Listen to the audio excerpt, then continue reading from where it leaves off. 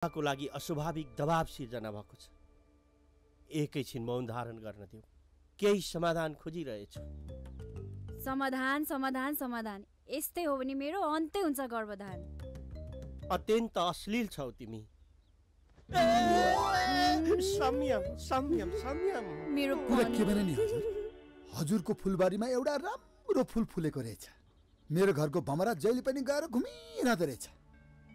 त्यो फुललाई लगेर मेरो घरमा सार्नु पर्यो हजुर। ए कुन भमरा? ए हजुर, भमरा कि झिङ्गो?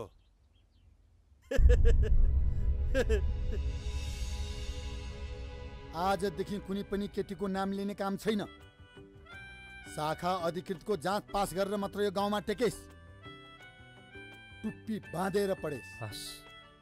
माइली आमाको छोरो प्रज्वल कहाँ गएर बसेस्। नपठा भए हुन्थ्यो छोरालाई।